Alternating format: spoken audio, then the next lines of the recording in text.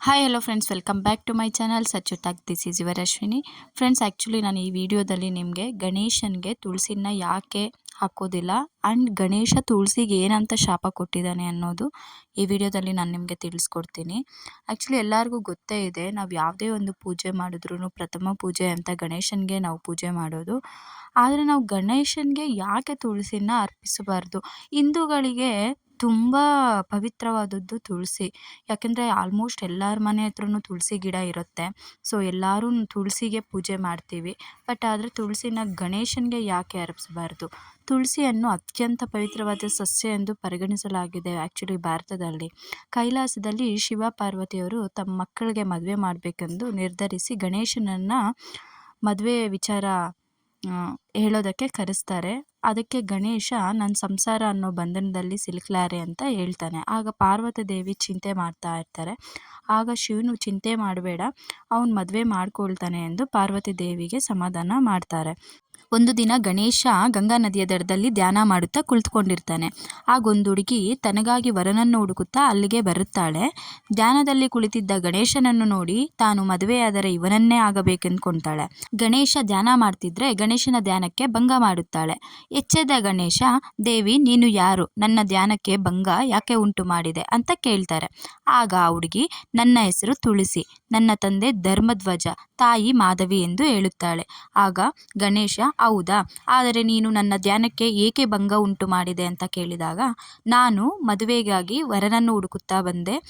ನಾನು ನಿಮ್ಮನ್ನು ಇಲ್ಲಿ ನೋಡಿ ನಾನು ಮದುವೆಯಾದರೆ ನಿಮ್ಮನ್ನೇ ಮದುವೆ ಮಾಡಿಕೊಳ್ಳಬೇಕು ಅಂತ ನಿರ್ಧರಿಸಿದ್ದೇನೆ ಅಂತ ಗಣೇಶನಿಗೆ ತುಳಸಿದೇವಿ ಹೇಳ್ತಾರೆ.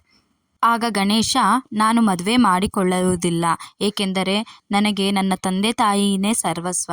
ನಾನು ಅವರಿಗೆ ಸೇವೆ ಮಾಡಬೇಕು. ನಾನು ನಿನ್ನನ್ನು ಮದುವೆಯಾದರೆ ನಾನು ಅವರಿಗೆ ಸೇವೆ ಮಾಡಲು ಆಗುವುದಿಲ್ಲ. ನಾನು ಸಂಸಾರ ಅನ್ನೋ ದುಃಖದಲ್ಲಿ ನಾನು ಸಿಲುಕಲಾರೆ ಅಂತ ಹೇಳ್ತಾನೆ. ನನಗೆ ನನ್ನ ತಂದೆ ಶಿವ ಮತ್ತು ತಾಯಿ ಪಾರ್ವತಿ ದೇವರ ಸ್ಮರಣೆ ಸಾಕು, ಈ ಮದುವೆಯೆಲ್ಲ ಬೇಡ ಅಂತ ಮತ್ತೆ ಗಟ್ಟಿಯಾಗಿ ಹೇಳುತ್ತಾನೆ.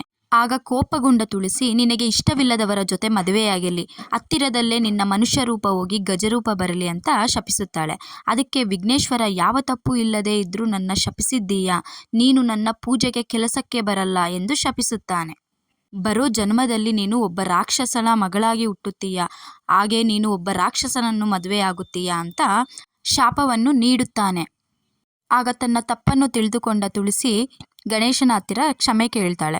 ಆದರೆ ಗಣೇಶ ಆವಾಗ ಹೇಳ್ತಾನೆ, ನಾನು ಒಂದು ಸಲ ವರ ಆಗಲಿ ಶಾಪ ಆಗಲಿ ಕೊಟ್ಟಿದ್ದೀನಿ ಅಂದರೆ ಅದರಲ್ಲಿ ಯಾವುದೇ ಚೇಂಜಸ್ ಇರಲ್ಲ ಅಂತ ಗಣೇಶನಿಗೆ ಹೇಳ್ತಾರೆ. ಆಗ ಗಣೇಶ, ಸರಿ, ನೀನು ಈಗ ನಿನ್ನ ತಪ್ಪನ್ನು ತಿಳ್ಕೊಂಡಿದೆಯಲ್ಲ, ನಿನಗೆ ಒಂದು ವರನೂ ಕೊಡ್ತೀನಿ ನಾನು ಅಂತ ಹೇಳ್ತಾರೆ. ಆಗ ಗಣೇಶ, ನೀನು ಹಿಂದೂ ಧರ್ಮದಲ್ಲಿ ಅತ್ಯಂತ ಪವಿತ್ರವಾದ ಸಸ್ಯ ಆಗ್ತೀಯ ಆ್ಯಂಡ್ ತುಂಬ ಎಲ್ಲರೂ ನಿನ್ನನ್ನು ಪೂಜೆ ಮಾಡೋ ಥರ, ನೀನಿಲ್ಲದೆ ಇದ್ದರೆ ಒಂದು ಸ್ವಲ್ಪ ಪೂಜೆಗಳು ಕಂಪ್ಲೀಟ್ ಆಗದೇ ಇರೋ ಥರ ನಾನು ನಿನಗೆ ವರ ಕೊಡ್ತಾ ಇದ್ದೀನಿ ಅಂತ ಗಣೇಶ ತುಳಸಿಗೆ ವರ ಕೊಡ್ತಾನೆ. ಆದರೂ ಕೂಡ ನೀನು ನನ್ನ ಪೂಜೆಗೆ ಕೆಲ್ಸಕ್ಕೆ ಬರಲ್ಲ, ನಾನು ಎಲ್ಲಿ ಇರ್ತೀನೋ ನನ್ನಿಂದ ನೀನು ದೂರ ಇರಬೇಕು ಅಂತ ತುಳಸಿಗೆ ಶಾಪ ಕೊಟ್ಟಿರ್ತಾನೆ. ಸೊ ಅದರಿಂದ ಗೊತ್ತಿರೋರು ಯಾರೂ ಗಣೇಶನಿಗೆ ತುಳಸಿನ ಹಾಕೋದಿಲ್ಲ. ಶ್ರೀ ಮಹಾವಿಷ್ಣುವಿಗೆ ಅಕ್ಷತೆಯಲ್ಲಿ ಅರ್ಚಿಸಬಾರ್ದು ಅಂತ ಹೇಳ್ತಾರೆ. ಅದೇ ರೀತಿ ಶಿವನಿಗೆ ಮೊಗಲಿ ಹೂವಿಂದ ಪೂಜೆ ಮಾಡಬಾರ್ದು ಅಂತ ಹೇಳ್ತಾರೆ. ಅದೇ ರೀತಿ ಗಣೇಶನಿಗೆ ನಾವು ತುಳಸಿನ ಹಾಕಬಾರ್ದು. ಸ್ವಲ್ಪ ಜನ ಅಂತಾರೆ ಗಣೇಶ ಹಬ್ಬದ ದಿನ ಹಾಕ್ಬೋದು ತುಳಸಿ ಅಂತ. ಆದರೆ ಗಣೇಶ ಆಲ್ರೆಡಿ ಹೇಳಿದಾರಂತೆ, ನಾನೆಲ್ಲಿದ್ದರೆ ನನ್ನಿಂದ ನೀನು ದೂರ ಇರಬೇಕು ಅಂತ ತುಳಸಿಗೆ ಹೇಳಿದ್ದಾರೆ. ಸೊ ಅದರಿಂದ ಗಣೇಶ ಹಬ್ಬ ಆದರೂ ಕೂಡ ತುಳಸಿನ ಹಾಕಬಾರ್ದು. ಗೊತ್ತಿರೋರು ಯಾರು ತುಳಸಿನ ಹಾಕಕ್ಕೆ ಹೋಗಬೇಡಿ.